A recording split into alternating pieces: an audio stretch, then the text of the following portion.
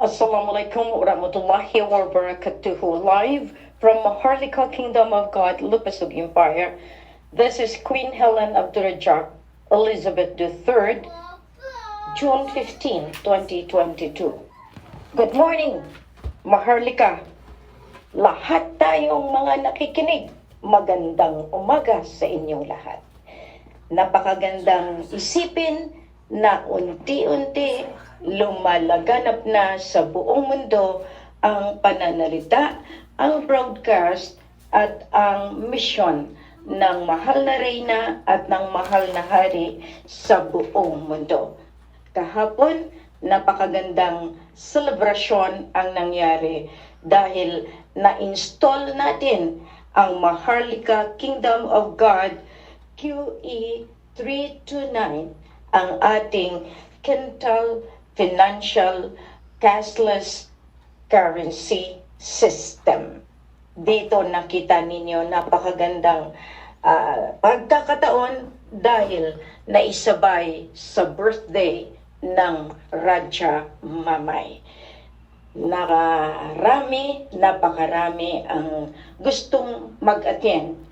Pero intayin natin ang sunod na kabanata kung saan ang July 3, 2022 ay siyang talagang makakapiling namin kayo at iyan ay gagawin natin sa mas malaking venue. Ibig sabihin, sama-sama na natin talagang i-celebrate ang ating kamaksuran na sinasabi, ang ating kahanda, ang ating success sa misyon na ito. Marami ang nakakita at marami din ang nagsasalungat pa. Pero sa ngalan ng Diyos Ama, ng Allah, alam ko nahihirapan na kayo makipagtunggali, makipagsapalaran sa landas ng kadiliman dahil nabalutan ko na kayo ng landas ng kaliwanagan. Marami ang siyang nagsasakripisyo para lang abutin ang ating kaharian. Ang iba lumipad ng ilang oras para lang makasama tayo kahapon. Kaya nga, dito makita ninyo na si Queen talagang na-delay ng pagbangon dahil sa sobrang pagod, sa sobrang pag-iisip, sa sobrang talagang sinasabi ko nga sa inyo, sobra-sobra na po ang ating ginawa na patutuo para sa sangkatauhan. Ang hiling ko na sana lahat kayo ay talagang magbigay puri na sa may likha, sa ating Diyos Ama, sa Allah. Noong 12, nagkitaan din, nagbulagaan din ang mga taga-tawi-tawi Sulu na talagang akala nila ay hindi rin kami nandoon sa venue. Nagkakabulagaan ang mga taong gumaganap sa katotohanan at sa doon sa gusto nilang mangyari para sa kanilang programa sa Bangsamoro Autonomous Region for Muslim Mindanao. Ang kapayapaan ay para sa lahat. Marami ang naligaw nang dahil sa programang kapayapaan, pero sa likod ay business ng baril at bala. Dahil kung walang giyera, walang income itong mga businessmen at walang income ang Amerika kapag walang giyera. Diyan, nasubaybayan ninyo ang ating broadcast na talagang na-default ang Amerika dahil hindi sila sumunod, alinsunod doon sa batas, sa agrimento na ginawa ng mga lolo noong 1878 at noong 1915. Nag-umpisa sa Deed of 1878 na yon ang kasulatan ng Sultan Sulu Jamalul Alam sa kay Baron Overbeck at sa kay Gustavus dito sa mga Italiano, dito sa mga ginagawa nating patutuo na merong kasulatan. Makita ninyo, talagang hindi na nila kayang takpan o baluktutin ang mga istorya ng kaharian. Nailantad natin mismo ang Carpenter Agreement ng Sultan Sulu at ng Amerika sa pamamagitan ni John Carpenter. 100 years yan. 100 years yung Deed of 1878. So, makita mo na talagang merong mga nangyari na talagang minanipula nila ang kaharian dahil ayaw nila tulungan, ayaw nilang lumantad ang sultanato ng Sulu dahil sila ang gustong maghari sa lupang pangako. Subalit si Queen ay talagang itinaguyod ng mahal na ama ng Allah para ilantad ang katiwalayan. Ilantad ang naging resulta ng kanilang continuous war, chaos, para takpan itong mga katotohanan na naaayon doon sa sultanato ng Sulu, sultanato ng Lanao, sultanato ng Maguindanao, at ng Sorsogon at ng Sulu and North Borneo. 10 na yung mga iba't ibang sultanato. Makita ninyo na talagang iisa ang hangarin, iisa ang ating kinalalagyan.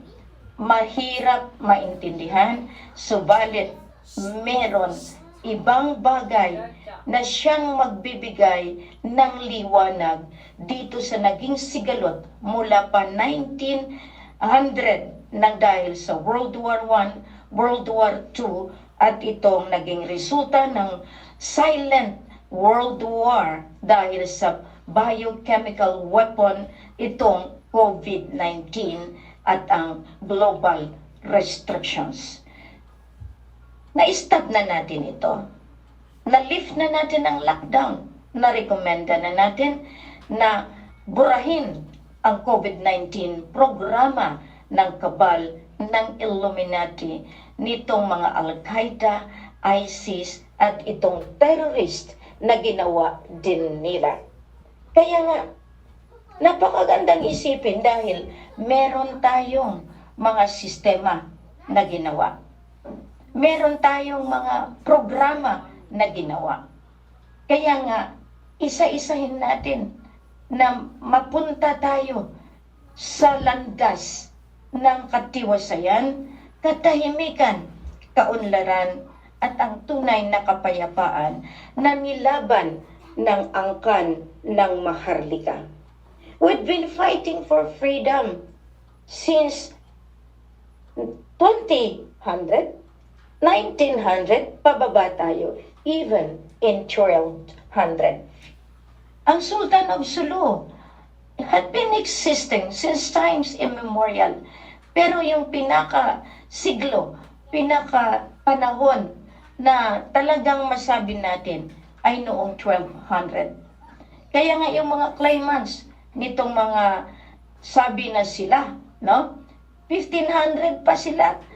E tayo, 101. In the year 101, kung saan iyan ang predecessor of law na talagang binunyag ko, ipinakita ko sa buong mundo. Sa literal na pananalita, si Queen ay gabay ng divino, mga inkantado nitong Incan spirit at ito mismo physical, natural na mga beings kung saan kaya nilang tumawid sa dimensyon ng espiritual at bumalik dito sa physical. Yan ang kapangyarihan, yan ang regalo ng Diyos Ama sa akin para hindi lang ako basta-basta nagsasalita ng walang saysay, ng walang katuturan, ng walang validity, ng walang veracity. This is a moment wherein each and every one is talking na lahat tayo ay sasama na sa landas ng prosperidad. Dahil ito ang siglo ng peace and prosperity. Ito ang panahon na kung saan kailangan ko bigyan ng solusyon ang ating programa. Kaya nga, dito nakita ninyo ang tinatawag na pagmamahal sa kapwa ng ating inang bayan. Kapatiran, yan ang nilalaban noon pa sa panahon ni Bonifacio, ni Aguinaldo, ni Apolinario, at ng Lolo Rizal. The Freedom Constitution. Kaya nga ngayon, binabalik ko lahat. May konstitusyon, kaya nga itong mga constitutionalist, kayang baluktutin ng batas. Kayang gumawa ng batas itong mga nasa Senado, itong ating legislative. They can manipulate, they can adulterate the law just for own self-interest, for their own self-justification at the expense of the poor majority.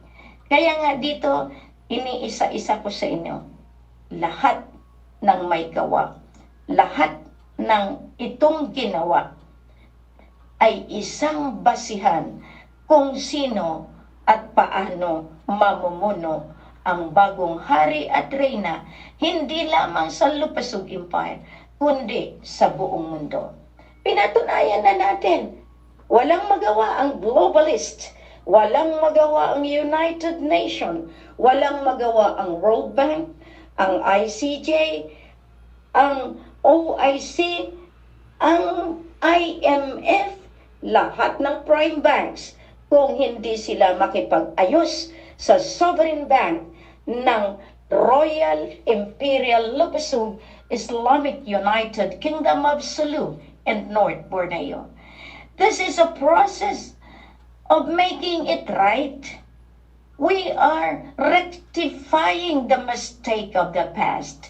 Hindi pwedeng puro na lang pagtakip sa kasinungalingan, sa kamalian na ginawa ng ating mga liderato, lalong-lalo na itong mga pamumuno ng presidente, naging prime minister ng sambayanang Maharlika. Ibig sabihin, hindi lamang sa Pilipinas, kundi mismo ang Malaysia, ang Indonesia, Singapore, Brunei, at ang Inglaterra. Kaya pakaganda nga isipin na merong Helen na nagbibigay sa inyo ng karunungan, ng inspirasyon, ng lehitimong pag-iisip para matuntun ninyo ang katotohanan. Diba? Kung hindi si Queen ipinanganak ng punong-puno ng tinatawag nating katotohanan, walang saysay ang misyon na ito kapag inilayo ninyo sa pamumuno ni Queen Helen at ni Raja Mamay. Kasi naitayo natin ang sovereign court, naitayo natin ang tinatawag na pamamaraan nitong bagong henerasyon, at iyan mismo ang royal government, royal sharia, high court ng soberenya, itong flag silyo ng Lupasug Federal. Federal Republic of Lupasug cannot be outdone anymore dahil ito ay kinuha ng Lolo, the Federation of Monarchy, na sa Indanan. Lahat itong empire na ito ay may federation of Monarchy.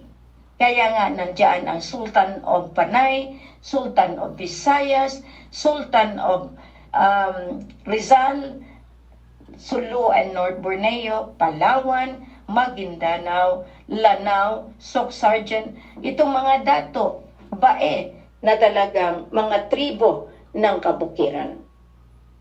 Kaya nga, binabati ko rin si Nanay Lilian Nog, the Queen of the Jungle, na kung saan nahawakan niya ang mga kabukiran ng Region 10, 11, 12, and 13. Nanay, ituloy lang kasi sinabihan kita, pagdating sa dulo, intayin mo, nandiyan lang. At lahat ng mga ginawa ko ay talagang magkakaroon na ng sistema ng ating financial. Ibig sabihin, kung kayo ay nabaybay ko, napuntahan ko kayo, na-secured ko ang kaharian.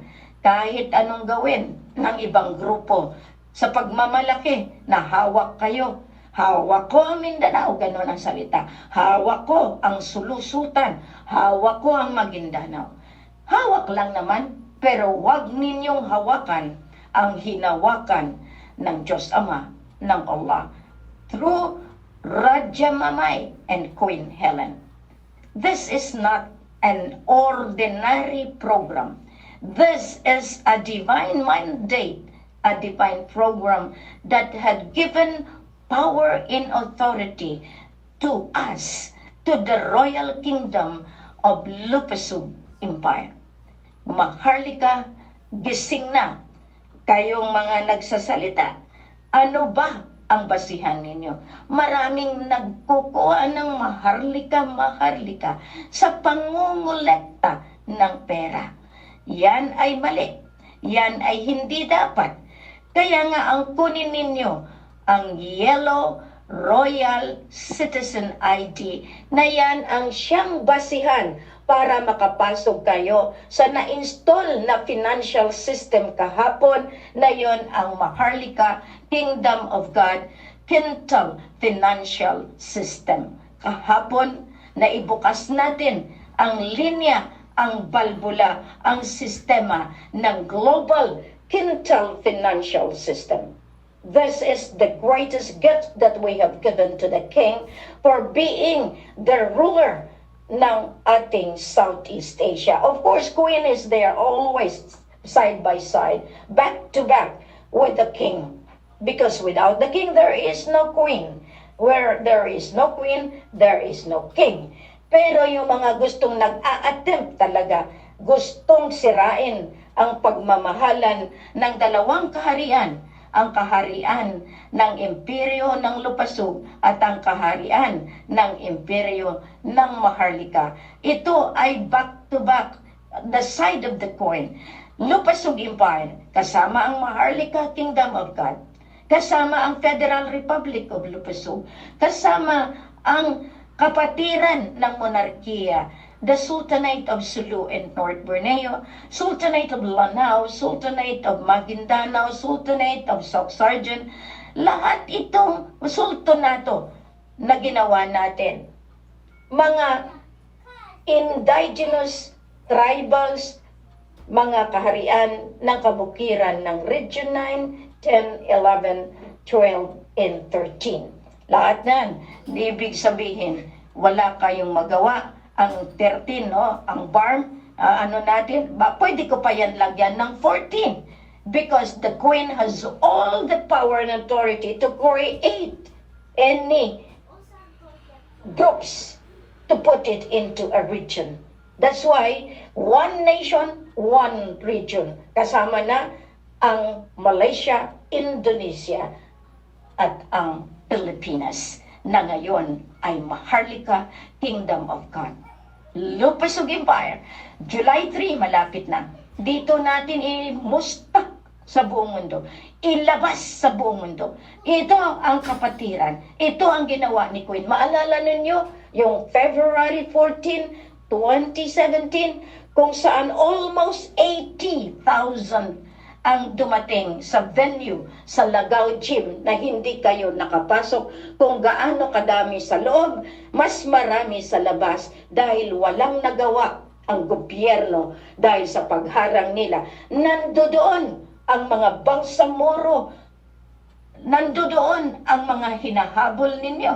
Nandoon yung MILF, MNLF, BIFF, lahat ng armadong grupo nandoon para i-witness ang ginagawa ni Queen. Dahil sa pagharang ng politika, ng OPAC, nagkaroon pa ng extension ng aking misyon na siyang naging sanhi ng pagkaroon ng bagong standoff na iyan ang Marawi Seeds at ang Paglas standoff. Kahit anong gawing standoff na ninyo ngayon, si Queen na ang hahabol sa inyo para kayo ay maparusahan sa ngalan ng batas ng soberenya, sa ngalan ng batas ng ating Federal Republic of Lupisum at sa batas ng ating Maharlika Kingdom of God, Lupisum Empire. This is the blending of the different nation inside the Lupasug Empire. The nations that are within the nation is not going to be separated. Namumuhay tayo. Kailangan lang sistema. Itong sistema ni Queen. Meron kayong 1 year and 2 months. Okay? Sabihin na natin, mula ngayon, June, July, August, no? Kasi September. From September 16, 2022 to September 16, 2023 at iyan ay ipapa-implementa ko ang rectificatory form of government which I have laid down in the Royal Decree 106 and iyan ay continuously nilalagay ko sa batas ng soberenya kapag hindi kayo sumunod sa programa sa batas ng soberenya ng Lupasug Empire. You have not seen or anticipated the program of the divinity. You had been wishing that I could be dead so that your lie cannot be exposed and your principle of defying the mandate of the divinity is still your power of refuting, disputing, contesting the kingdom of God on earth. Inilabas na natin ang Diyos Ama mismo ang nag-uutos kay Queen. That is why you had not been seeing the graces, the blessing, but what you are seeing is only the facades, yung yung pinakabalot ng katotohanan. Because you are trying to blind yourself. The blind leading the blind. Yan kayo. No? Hindi ninyo nakikita yung daan na punong-puno ng grasya.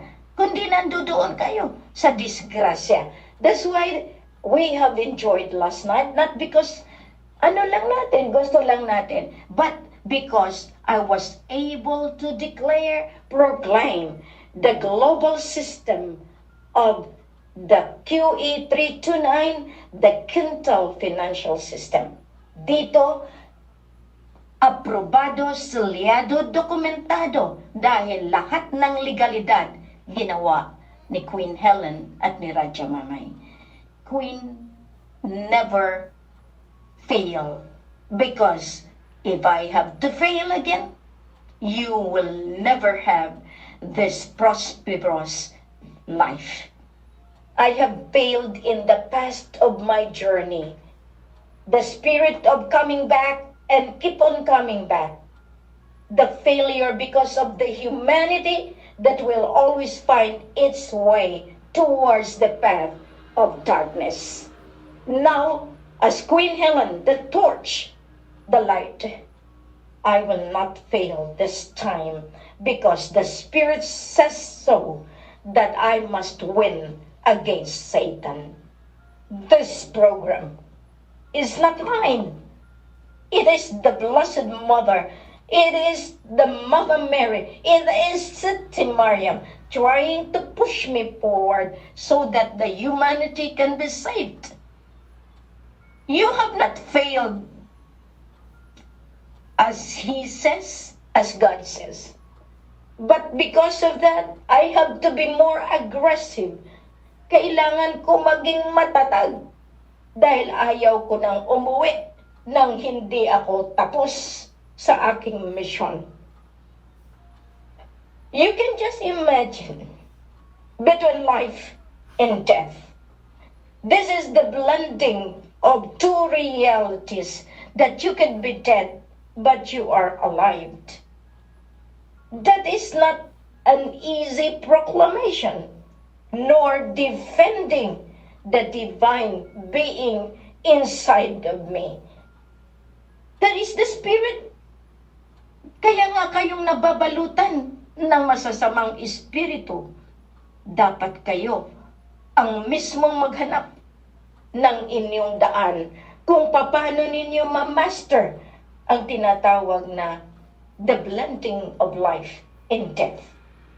That is the new teaching that I would like you to see. Dahil napabayaan ninyo ang espiritual. Napunta lang kayo sa punong-punong physical, kung saan lahat ng kasakiman, lahat ng patayan, lahat ng inggit, lahat ng pananalitang hindi maganda ay nakabalot sa inyong mga katauhan. This is the reason why I exist. I must not fail again.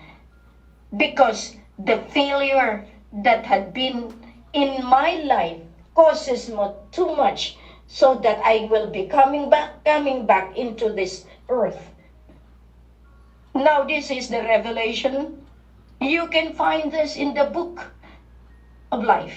You can find this in the Bible. You can find this in the Quran, in the Torah, that the Queen Mama will always find its way to save the people that God has created. I don't assume, I don't presume, but I am being tasked to save the poor. Have you not gotten still the message? That is not me, but the Spirit in me that is really pushing me to give you justice, to give you the life that God wanted you to be. And that is the life full of wisdom, full of greatness, full of light. Tama na ang patayan. Tama na ang kasakiman. Tama na ang pangungutya, ang pag-atake. Sinabi ko nga sa inyo, this is not me, but the Spirit in me will be the one to give you what you want in your life. You are free to choose. You are free to decide. But nevertheless, you are not free for the responsibility, the accountability, because all of us are accountable before the heart and soul of the divinity. I had been talking quite a lot in the past, and you have seen how many broadcasts that I have, but I never revealed of who really Queen is.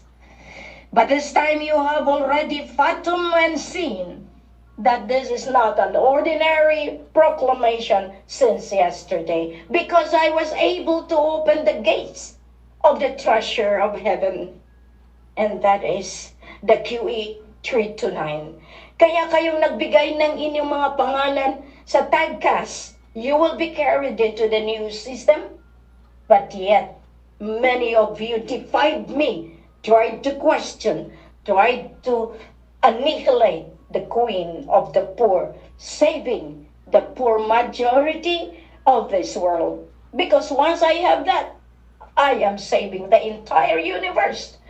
Because the Queen is the other side of the Queen of the entirety of the divinity. Kaya nga bumaba sa lupa ang Diyos Ama. This is the kingdom of God on earth. Now, you had been laughing. Go to yourself and laugh no more, because the Spirit can leave you anytime. Buang nga si Queen for those people that who would like to spat on me. Now, Mas buang ka kung kinuha ng Diyos Ama ang Espiritu na nandyan sa iyong katawan. Mas buang ka dahil nananalita ka, inaaway mo, kinukutya mo, inaalipusta mo ang Espiritong mas mataas na nakaluklok sa katauhan ni Queen Helen of Turajac. You are wrong, but I will always be right. I will not fail this time because I know time has come. The destiny is to be fulfilled. The mission of God has to be implemented. Maharlika, Kingdom of God, Lubusog Empire. Mabuhay po tayo lahat.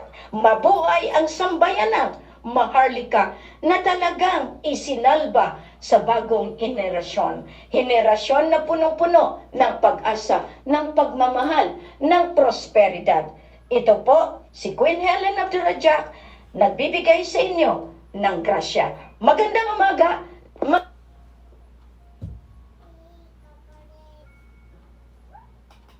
Ini aja buat ayah.